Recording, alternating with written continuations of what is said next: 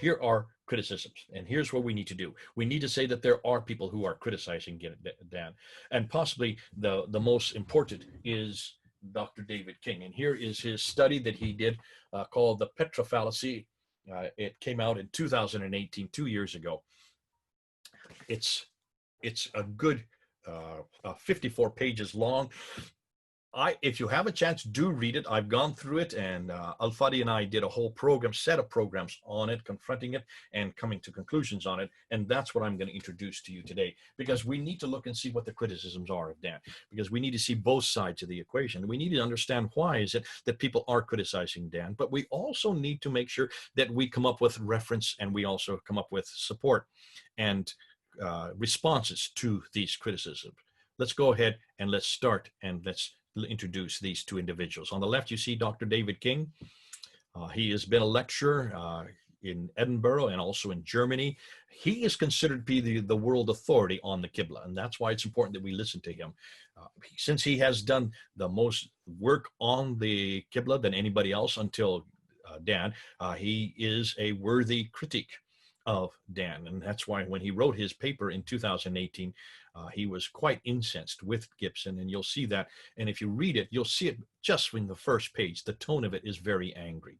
He's very upset with what Gibson has found, and you can see why as we go through it. But let's look at this debate. Let's look at see what King is coming up with, and let's start with his defining terms.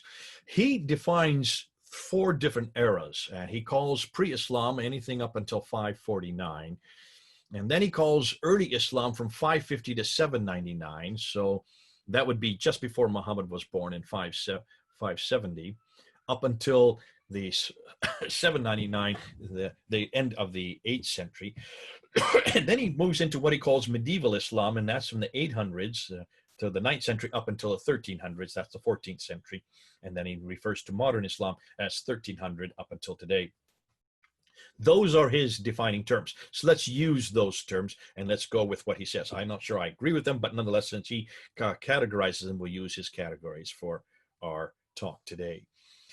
Now, let's start with their presuppositions.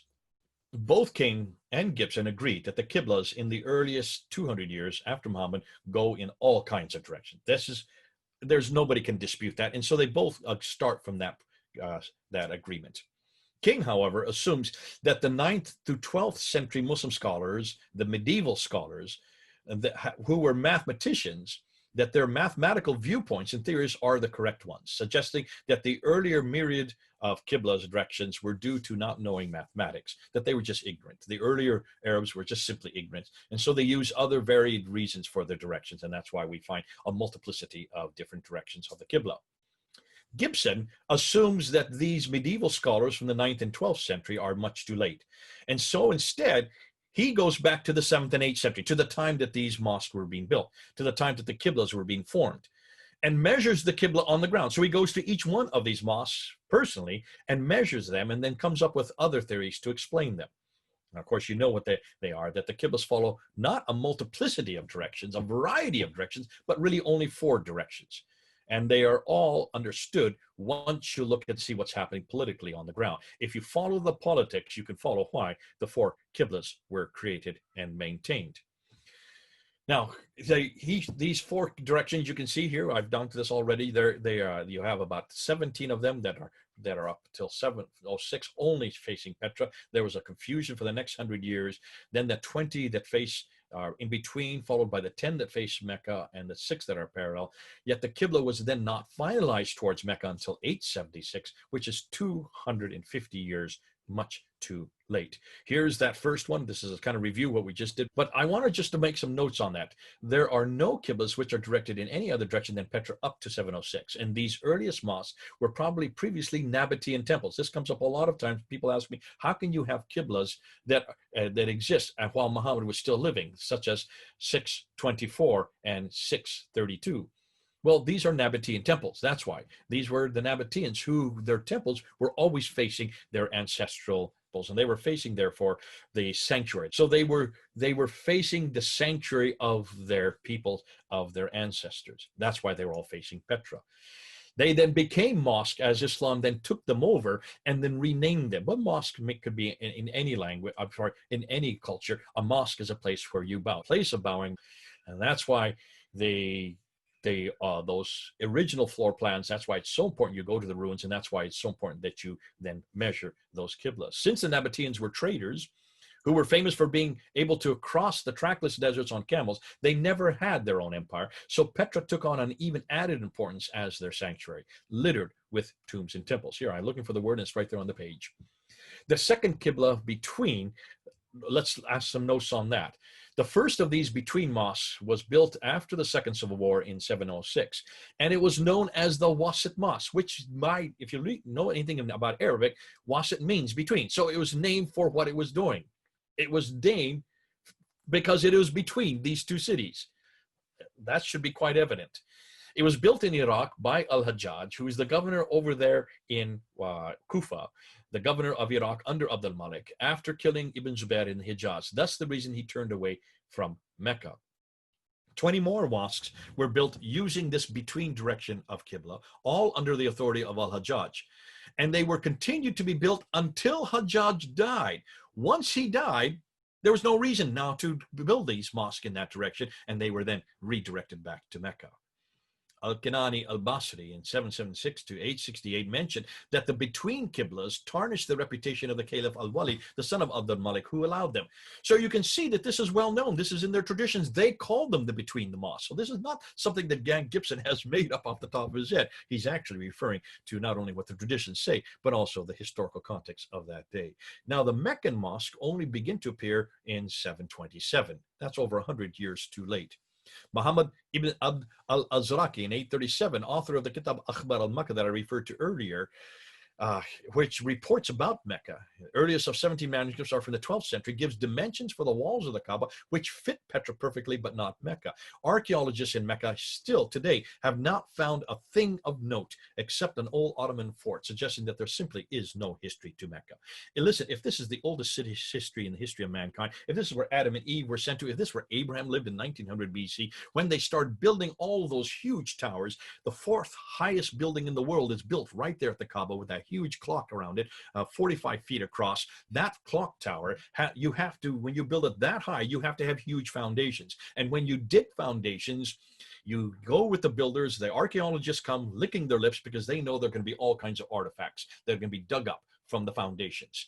They haven't found a thing. Not one thing. Suggesting to me and to everybody else that there is no history there at Mecca. Surprise, surprise. We're not surprised at all. Now, the fourth Qibla, the parallel Qibla, when we look at the notes and around that, we notice that King says that these are nothing more than solstitial lines. Gibson does not answer this, but considers they are for political reasons. He notes that these different Qiblas bothered the medieval scholars, and they therefore suggested many theories. And they talked about the fact that they were following stars or the sun or the equinox or building walls or solstice lines. Whereas even facing the walls of the Kaaba or the quadrants of the Kaaba, etc., etc. They try to find out every type of excuse as to why these Qiblas were facing many different directions. Now, it is these varied ideas that Dr. King accepts. He just accepts wholesale the medieval scholars who are writing in the 9th and 10th century. Very few people today accept these theories because they just are that, nothing more than theories. There's nothing that they are looking at that they can support it other than that. I think this is what they're doing. I think it's going this way. I think it's going that way. Therefore, they are suspect. And that's why Gibson's four Qiblas match the historical account so much better and therefore are more readily acceptable. Now, let's go into their methodologies. How did they come to their conclusions? King only studied around 5 to 6 mosques. Remember, this is the world authority on the Qibla, and he only studied 5 to 6 mosques. He only physically went to one mosque. He only went to one of them. His whole career based on the Qibla, and he only went to one mosque, the Samarkand Mosque, which is in Tashkent in Uzbekistan. Most of what he knew, therefore, he got from books. He got from other people's writings, specifically the 9th, 10th, and 11th century medieval scholars. Gibson, on the other hand, went to every mosque physically, went to all of them personally, and measured their Qiblas using modern techniques. He used the advanced thermal emission and reflection radiometer, the Aster satellites, which are the most exacting, sophisticated satellites that's used for measurements today. King, rather than quoting 7th to 8th century writers, which he should have done because they were writing at the time these mosques were being built, simply quoted later 9th to 11th century medieval Islamic scholars concerning their theories regarding why the earlier Qiblas were so ulta-pulta, as we say in Hindi. He loved to use al-Bazdawi, who lived from 1030 to 1100 up to the 12th century, because he wrote a paper on him in 1983. Yet look at the dates, much too late, and all of his ideas are nothing more than theories or guesses. He only trusted them because they were closer to the time than we are. Can you see the problem there?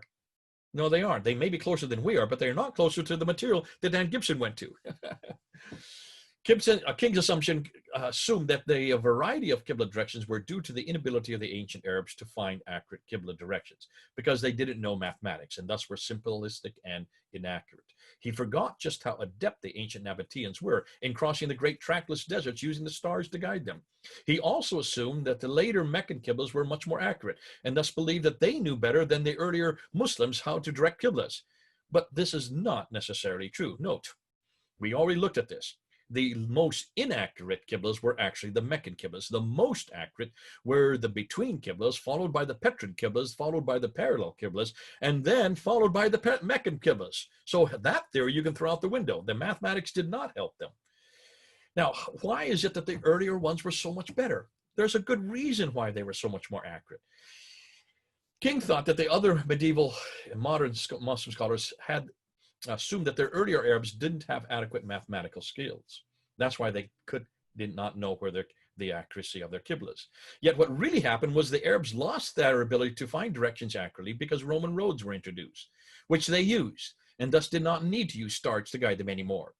Instead, they employed mathematical equations, which turned out to be less accurate. Thus, the ability to detect very accurate measurements was lost.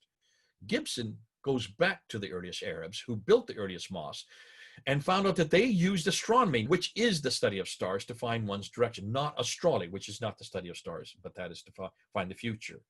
And they had to because of their trips across so much desert, where the sands shifted and moved. There were no roads there. There weren't even mountains there. You had sand dunes. And with every storm, those dunes shifted and changed. Therefore, if they did not know where they were going, they would die because they would not know where the next oasis was, where the next well was. It was out of sheer survival that they used the stars. How did they do it? Well, to go north and south, he found out that they used something as simple as the North Star. And what they would do is take a kamal, it was a block of wood, like you see on the right there, with a string going through it with knots on it. And they would use it and put it up to the star, and they would pull the string away until the North Star was at the top of the block and the horizon was at the bottom of the block. Once they were there at that point, they looked and saw how many knots there were, and they knew exactly every one of those knots was how many steps, how many thousands or tens of thousands of steps in that particular direction. And that's how they could go north and south quite easily. In order to get their destination correctly, they needed to use a constant. That's why they used the Kabbal. And then they would use a number of steps a man would walk to arrive at the place they were going. They traveled on foot those days with camels, which were used for carrying goods. Yet because of the fact there were tens of thousands of steps, they could easily get 1 step or 2 steps or even 10 steps. They could forget numbers. That's the problem with counting thousands of steps. So they employed poetry, which had a rhythm, and allotted a number of steps for each poem. Even today, the Arabs are still doing that. You look and you see them, they're still reciting poetry. That's why they were so good at memorization, because they had to memorize these long pieces of poetry. When they came to the end of their poem, they would know how far they had reached and simply added up the number of times they recited a certain poem. That's the reason they chanted poetry as they walked, and they still do that today. If they wanted to go east and west, they had 32 stars which were used on a compass to know when they needed to go east or west from their location in relation to the North Star. Thus, for instance, they would walk towards, let's put this one up here, Al-Naka. That's so many tens of thousands of steps.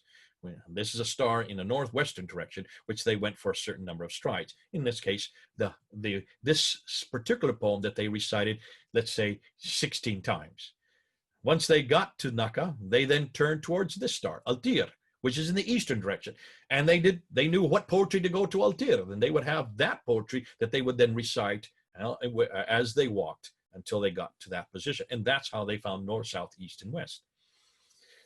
What's fascinating, King has not ever even mentioned that in any of his writings. He didn't even know about that because he didn't go back to the 7th and 6th and the 5th century to find out how the Arabs, the only ones to get across these deserts, remember, they were the only ones that were trading from the Mediterranean world all the way over into China, all the way over into India. They were the only ones able to cross the deserts because they used the stars, proving that they knew their directions more accurately than the later Arabs who used only mathematics. Now, here's King's theories. He had 7 theories that he saw wrong with Dan Gibson. Built on the authority of the prophet or his companions, he said was the first reason that they got Qiblas wrong. He didn't explain this one very well, but he said he did, nor did he source where he got his idea from, though it was probably his friends, the 9th and 11th century medieval scholars. And that's the reason they said, well, they just didn't know. They just used the prophet for their authority and his companions, and therefore they didn't know really how to find these Qibla. Gibbon answers that and says, we don't know of any writings prior to the 9th century which refer to this theory. Shouldn't we therefore just use that which we already know from the 7th and 8th century? Theory number 2, as to why they got these Qiblas wrong, well, they were built on foundations of or in line with pre-Islamic religious architecture, which were cardinally aligned. King therefore concluded Roman buildings or Byzantine buildings. Gibson said no, they only built over top of these buildings because they could then use the rubble of these buildings and stones from these buildings, and because they were centrally located. They were always built in the center of the city. That's why they built over top, but they did not use those lines or those architectural, the architectural walls on them for what, as you can see, why a little later. They usually built in completely new directions, almost always towards Petra up until 706, and then to other directions, depending on the political exigency of that time. Theory number 3, according to King, they built according to the street plans of pre-Islamic cities. And the example that he gives is this Mosque of Cordoba, which follows the street plans. Gibson notes that the Umayyad Mosque in Jeddah, on the right, that you can see pictured there, it sits askew of the city plans. So it didn't work for Jeddah. Maybe it did for Cordoba, but it did for Jeddah. And then he said, look at the other 100 mosques, over 100 mosques. None of those mosques were following street plans, only the one in Cordoba. And he said possibly a few more. But of that, almost all the mosques are following what another plan, nothing to do with street plans. So the 4th theory that King came up with was that they were built towards the winter sunrise or sunset, or towards some other astronomical horizon phenomenon, and he calls the word sacred geography. And this is his quote. The Muslims developed a sacred geography in which over the centuries various schemes were developed in which segments of the perimeter of the Kaaba corresponded to sectors of the world which had the same Qibla, defined in terms of astronomical risings and settings. The first such schemes appeared in Baghdad in the 9th century. Gibson has problems with this. He came to the conclusion on the astronomical alignments by looking at only 3 cities, the cities of Cordoba, Cairo, and Samarkand, whose alignments were similar to that of the Kaaba. That's it? A theory built on just 3 cities?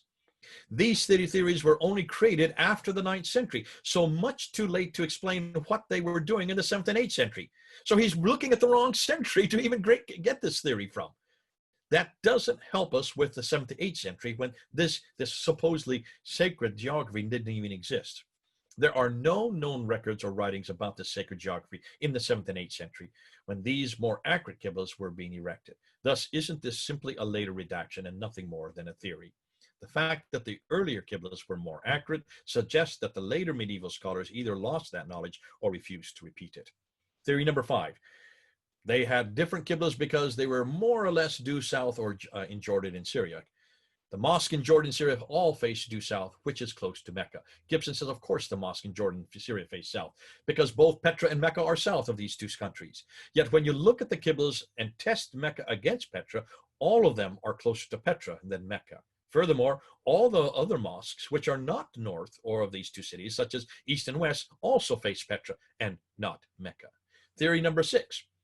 They built due west in India and due east in North Africa. Gibson says either King hasn't looked carefully at Gibson's research or he purposely chooses to disregard it.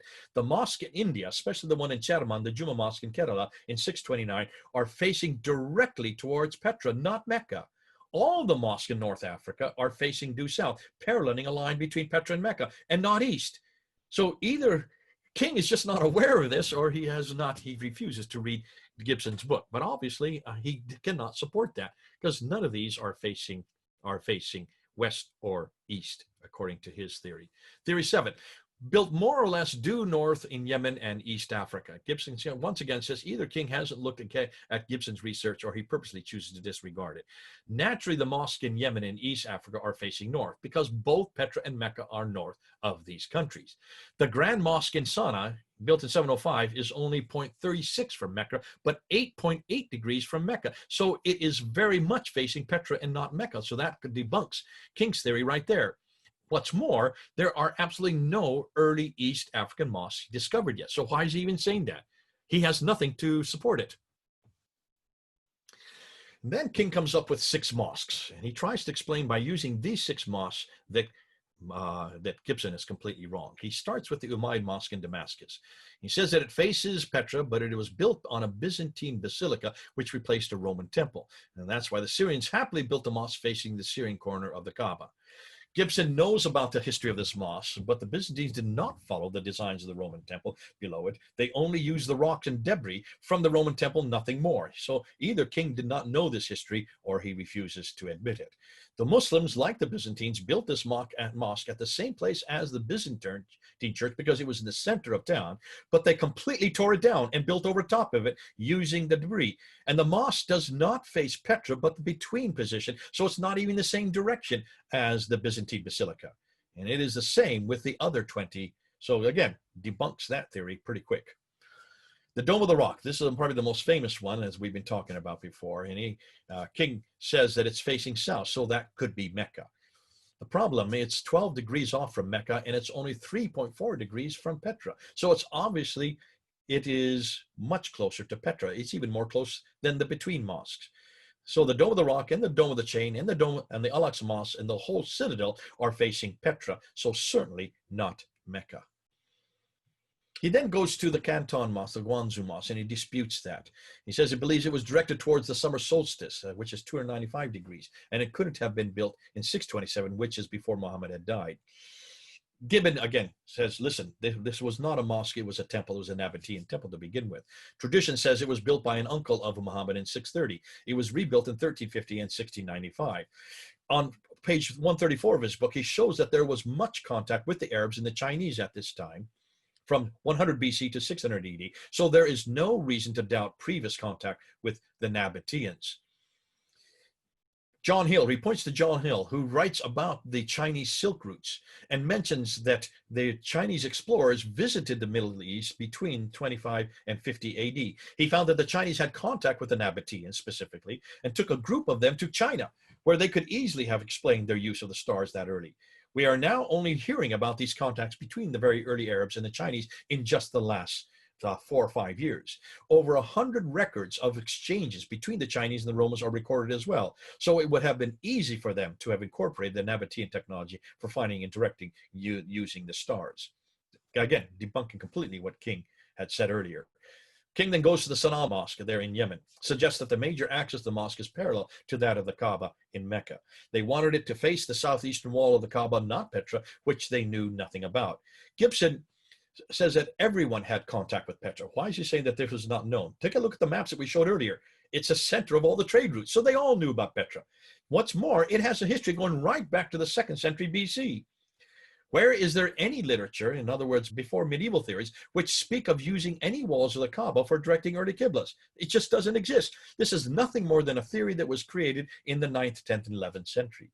If they knew the direction of the Meccan Kaaba walls and were able to parallel the mosque so that direction was accurate, then why couldn't they have also directed their Qibla with equal accuracy directly towards Mecca?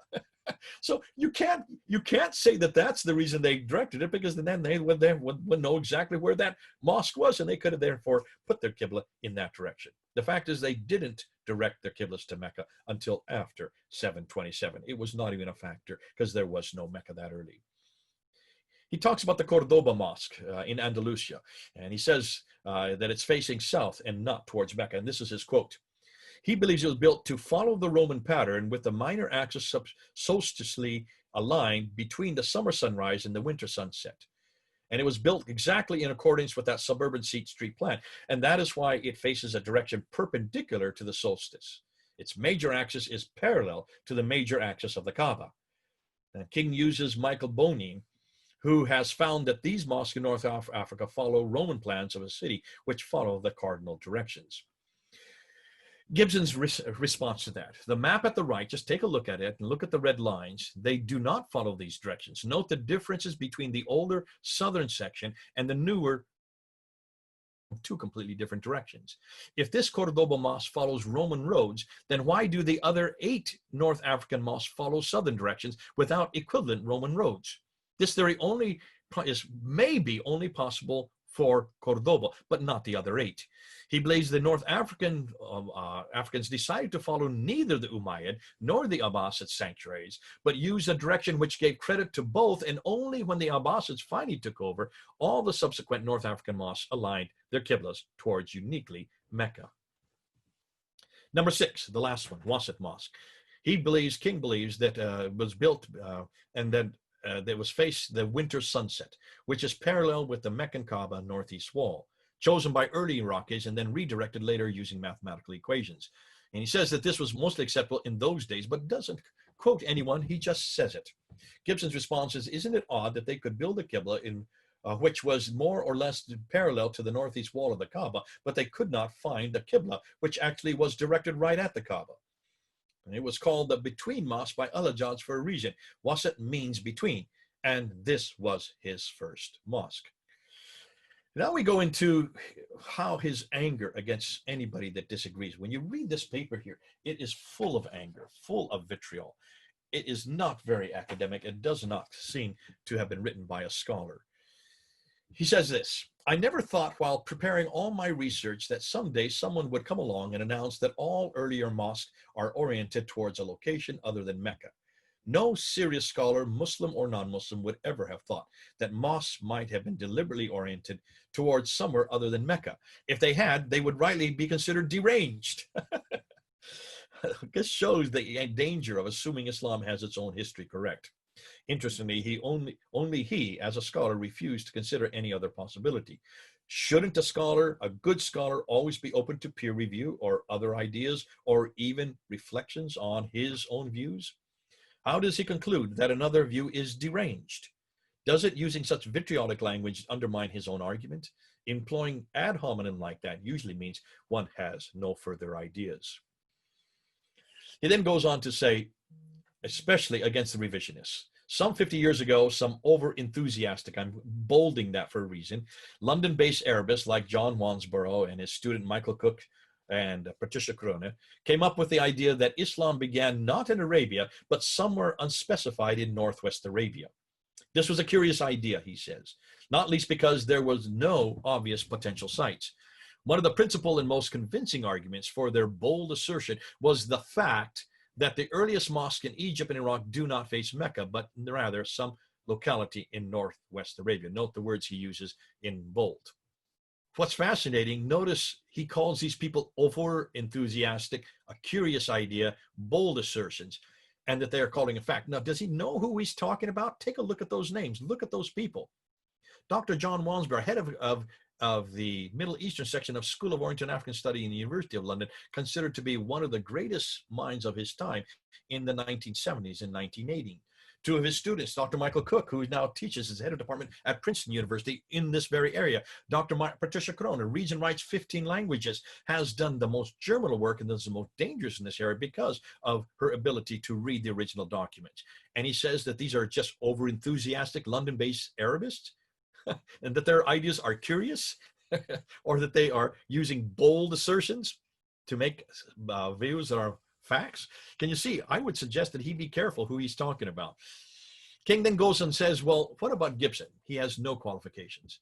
What about Gibson's 25 years on the field, or his over 100 mosques he has personally studied, or the languages he knows? It's interesting to me that King, who only went to one mosque, suddenly he has all the qualifications because he did all his work in a library. Gibson left the library and actually went to every one of these mosques in person. Isn't that what any good researcher should do? And that's why I say, be careful, King. You're going to find that it's your qualifications, though you have a doctorate and he doesn't. Where did you get your doctorate, and why have you spent your whole career researching these Qiblas and not going to them to actually look and see where they were facing or why they were facing in those directions? King goes on and says he has no understanding of the fact that modern directions from one place to another cannot be used to investigate the reasons underlying the orientation of pre-modern architecture. Gibson only used modern directions to measure the pre-modern architecture. As simple as that. You always use what's the best material at hand to be able to support your own findings. King then says Gibson seems oblivious to the fact that there is a well-established discipline called archaeoastronomy and has no understanding of astronomical alignments. Gibson does understand them perfectly. He just doesn't think that they're pertinent for the 7th and 8th century. They are nothing more than theories from the 9th, 10th, and 11th century. Gibson doesn't know anything about mosque construction.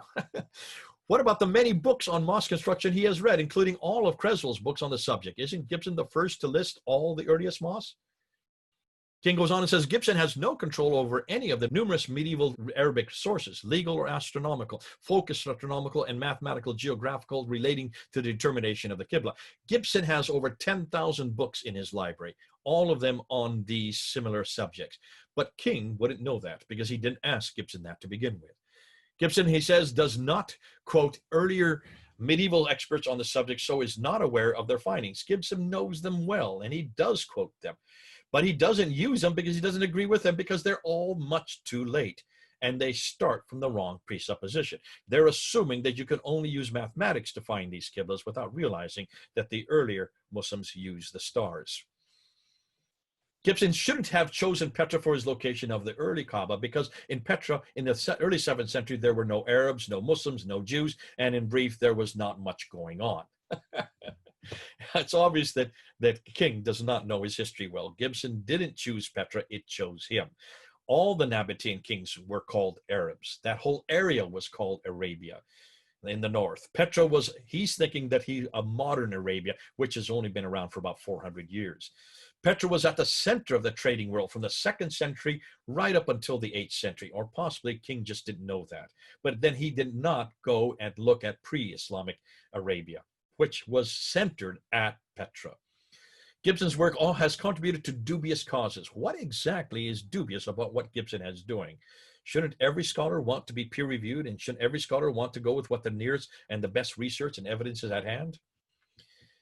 But more seriously, King goes on and says, Gibson's writings are guaranteed to contribute to Islamophobia against those who have no idea about the one and only civilization, which really took orientations seriously for about 1400 years. I would suggest that this is nothing more than xenophobia by King. Is researching Islam academically or critically a sign of Islamophobia? And is he not falling into the same track that Muslims always throw against us? This is part of the scientific process. And this is why we need peer reviews. Hundreds of Muslims are writing Gibson now, thanking him for helping them. How can this be Islamophobic if Muslims are thanking him for it?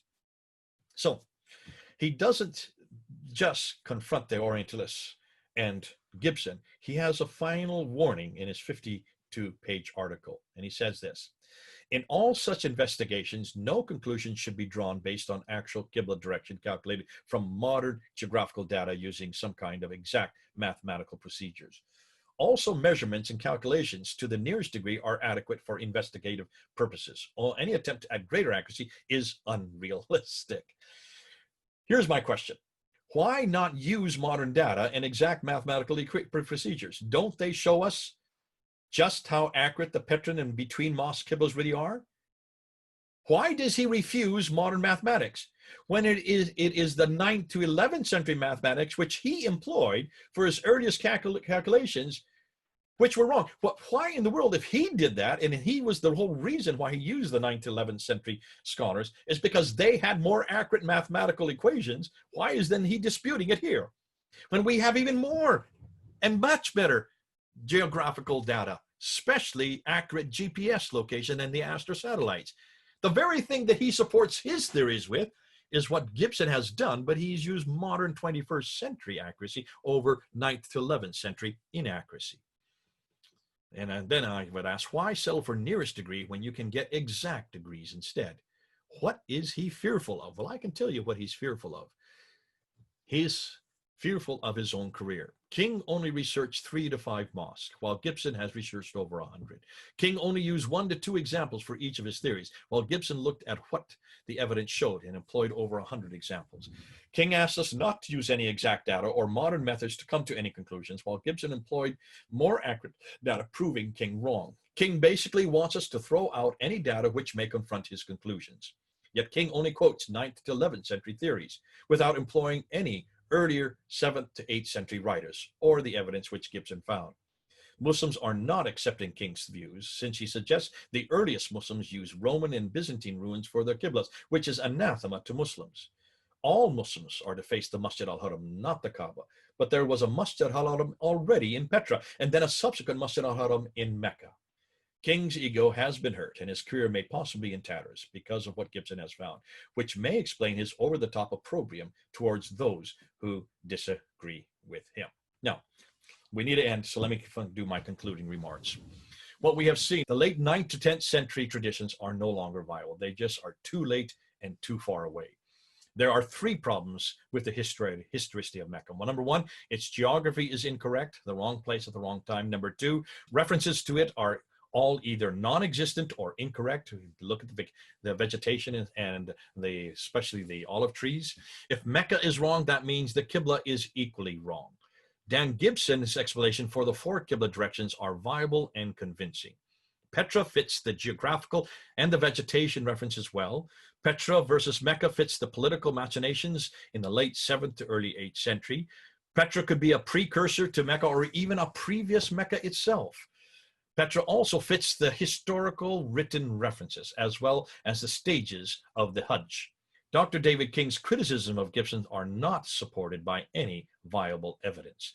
And his 7 criteria and his 6 mosque examples for early Qiblas are not historically sound. I would say they're not even theoretically sound. If Gibson is correct, then Mecca is the wrong place at the wrong time, while Petra is the right place at the right time with the right historical support.